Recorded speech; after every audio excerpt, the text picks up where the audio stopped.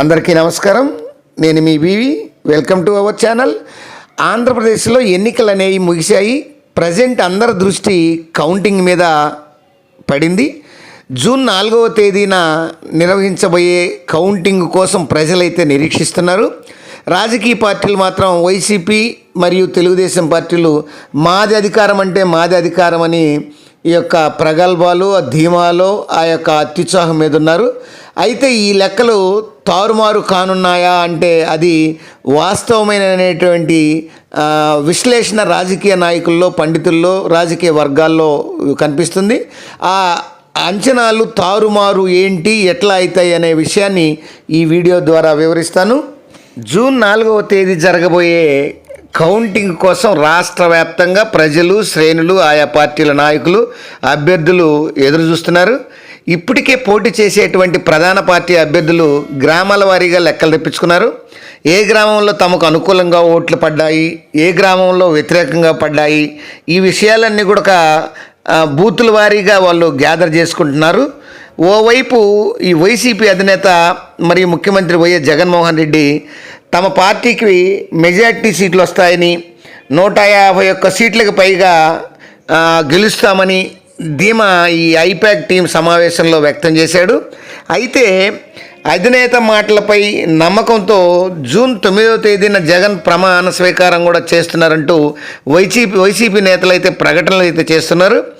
ఈ వైసీపీ అధినేత మాటలకు మరోవైపు క్షేత్రస్థాయి నుంచి వచ్చినటువంటి సేకరించినటువంటి రిపోర్టులకు పొంతన లేకుండా పోయింది. అంటే వైసీపీ అభ్యర్థులైతే ఈ రాష్ట్ర అధినాయకత్వం, మంత్రులు చేసేటువంటి ప్రకటనలు క్రింది స్థాయి, క్షేత్రస్థాయిలో ఉన్నటువంటి పరిస్థితులను అంచనా వేసుకొని ఈ వైసీపీ అభ్యర్థుల్లో కొంత టెన్షన్, ఆందోళన అయితే పడుతున్నారు. ఒక ఉత్తరాంధ్రలో విజయనగరం మినహా ఈ శ్రీకాకుళం కానీ, ఉమ్మడి విశాఖపట్నం జిల్లాలు కానీ ఈ ఎన్డీఏ కూటమి ఈ స్వీప్ చేసే అవకాశం ఉంది అనేటువంటి ఒక అభిప్రాయము, ఒక ప్రచారం అయితే జరుగుతుంది. అలాగే ఈ ఎన్డీఏ కూటమికి ఉభయ గోదావరి జిల్లాల్లో కూడా మెజార్టీ సీట్లు కూటమికి వస్తాయని వైసీపీ నేతలైతే ఓ అంచనాకు వచ్చినట్లు తెలుస్తుంది. ఈ క్రమంలో 151 సీట్లకు పైగా మనం సాధిస్తామని జగన్ ఏ ధీమాతో ప్రకటించారో అని ఈ పార్టీ శ్రేణులు బుర్రగొక్కుంటున్నారు. ఎన్నికల పోలింగ్కి ముందు ఊహించిన దానికన్నా పోలింగ్ తర్వాత వినిపిస్తున్నటువంటి ప్రజానాడికి చాలా తేడా ఉండడంతో వైసీపీ నేతలు టెన్షన్ పడుతున్నారు.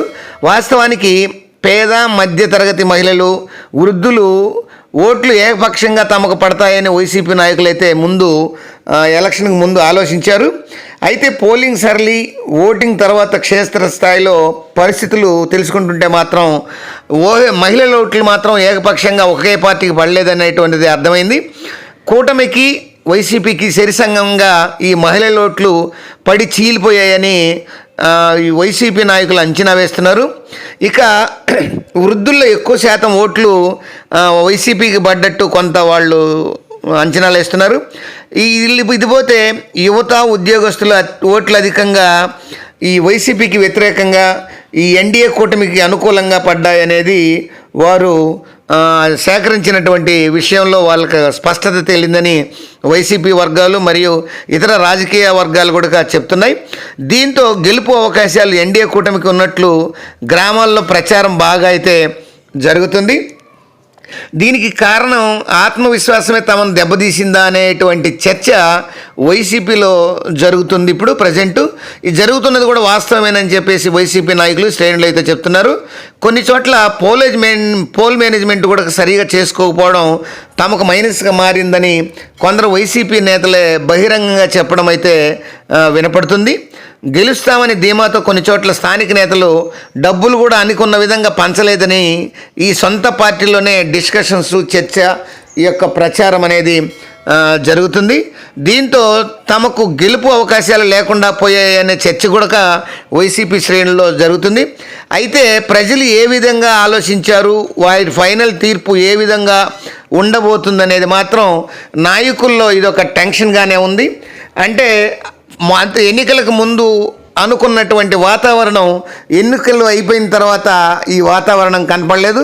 ఎన్నికల కాకముందు వాతావరణం వైసీపీకి అనుకూలంగా ఉంటే పోలింగ్ అయిపోయిన తర్వాత వాతావరణం కూటమికి అనుకూలంగా మారిందని వైసీపీ నాయకులు అయితే చెప్తున్నారు. ఏది ఏమైనా జూన్ 4వ తేదీ జరిగేటువంటి కౌంటింగ్లో కానీ ఈ యొక్క అనుమానాలకి ఈ ప్రశ్నలన్నిటికీ సమాధానం దొరక్కపోదు. అప్పుడు దాకా వేచి చూద్దాం.